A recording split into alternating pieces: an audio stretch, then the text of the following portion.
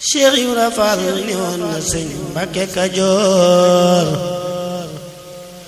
daa seddu cër yu rëy ci daam tamuy luur. Cheikh Ibra Fall ni woon na sëñ Mbàkke Kajoor bàyyi ko ñu wax ne kon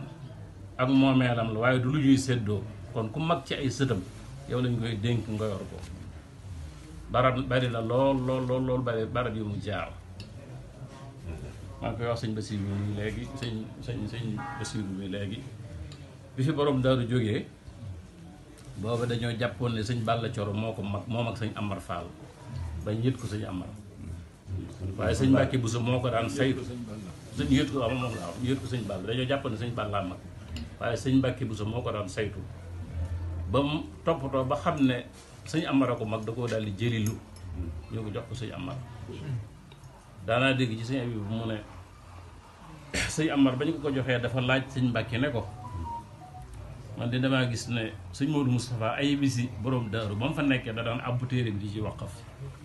ndax sañ naa ko koo dénk. sëñ Mbàkke ne ko waaw yaa ko moom bu la neexee man nga ko koo dénk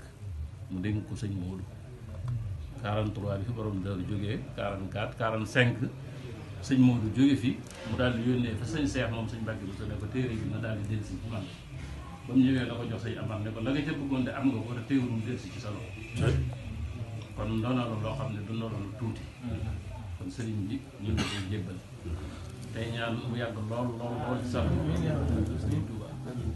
ne suñ borom xaasal na leen ci téere bi xaas joojee nag yàlla na ko suñ borom feeñal ci yow waaye si Basiru noonu lay sant bu baax sant njaboot gi nga àndal bu baax ndax fonk bu ngeen ko fonk ak saytu bu ngeen ko saytu moo tax ngeen dikkee ni ngeen dikkee ndax kenn ci yéen rek bu teewee ci mbir doy na sëkk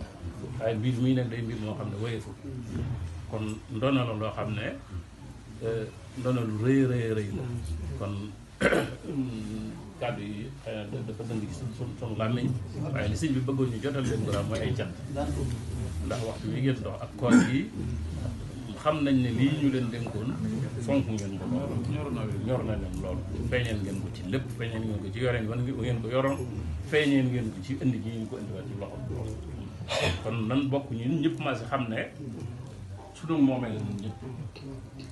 waaye la mag ñi tëraloon mooy ku mag ci sët yi sëñ Maam Balla mu dénk la kon sàmm gi ak saytu gi ñun ñëpp la war nañ ki ko yor nañ koy jàppale ci sàmm gi ak saytu gi ba tawfeex ji ci borom bëggoon